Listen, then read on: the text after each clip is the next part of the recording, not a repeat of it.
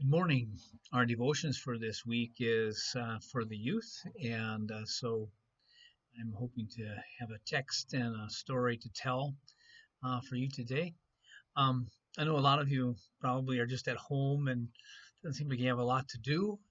Sometimes you start kind of wondering whether or not you matter at all, and I just want to let you know that you do, and you matter to me, and you matter to your church, and you matter to God. So I'd like to read a story from the Old Testament, and it's a story, one of the few stories of youth in the Bible, but it's a kind of an important story. It's from the prophet Samuel, and Samuel was a young boy who heard the call from God, and this is a story of his calling. So it's taken from First Samuel, and it is chapter 3, beginning with verse 1. Now the boy Samuel was ministering to the Lord under Eli, and Eli is a prophet and an important person in the temple. And the word of the Lord was rare in those days. Visions were not widespread. At that time, Eli, whose eyesight had begun to grow dim so that he could not see, was lying down in his room. The lamp of God had not yet gone out, and Samuel was lying down in the temple of the Lord, where the ark of God was. Then the Lord called Samuel, Samuel, Samuel. And he said, Here I am.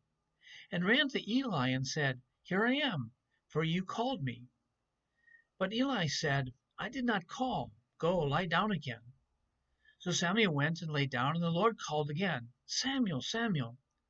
And Samuel got up and went to Eli and said, Here I am, for you called me. But Eli said, I did not call, my son. Lie down again. Now Samuel did not yet know the Lord, and the word of the Lord had not yet been revealed to him. The Lord called Samuel again a third time, and he got up and went to Eli and said, Here I am, for you called me. Then Eli perceived that the Lord was calling the boy. Therefore Eli said to Samuel, Go lie down, and if he calls you, you shall say, Speak, Lord, for your servant is listening. So Samuel went and lay down in his place. Now the Lord came and stood there, calling as before, Samuel, Samuel. And Samuel said, Speak, for your servant is listening. Then the Lord said to Samuel, See, I am about to do something in Israel that will make both ears of anyone who hear it tingle. On that day I will fulfill against Eli all that I have spoken concerning his house, from beginning to end. For I have told him that I am about to punish his house forever for the iniquity that he knew, because his sons were blaspheming God, and he did not restrain them. Therefore I swear to the house of Eli that the iniquity of Eli's house shall not be expiated by sacrifice or offering forever. So Eli is this person who was a religious man, but whose family was very disrespectful to God. And Samuel is just this young boy who is just now hearing God's call.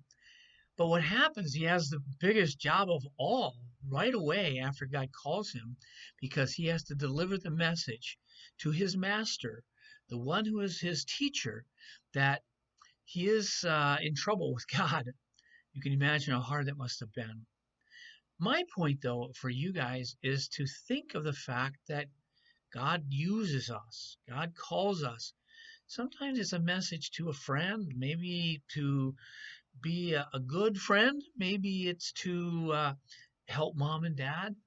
But I don't want you to think that you're unimportant, that what God has in plans, the plans that God has for you, are plans that will change your life. And sometimes it'll be hard, and sometimes it will be a great joy. Um, I know that for myself, the call into ministry was something that came early and continued, but it was a soft voice, kind of like this voice that Samuel is hearing. He's confused. He doesn't know that God is the one who's calling him. And for me too, it was a voice that came very early and just got confirmed. Like a good Eli, there were those who confirmed that God was calling to me. So I think the idea that kind of is good for me to reflect on is this idea of listening. Go back and listen. And when God speaks to you, not only listen, but tell God that you're listening. So maybe as you're sitting at home this week, you're wondering about what am I supposed to be doing? School isn't happening. It's summertime. What's going to happen in the fall? Maybe some anxiety about that. But I guarantee you, God has something in mind for you. So I'm just going to offer a word of prayer for you, young people and old people alike. Our devotions, although geared towards the kids, hey, adults, God calls you too, and you have a ministry to do. But let's just have a word of prayer in closing for our devotions this week. Gracious God, we thank you for your calling.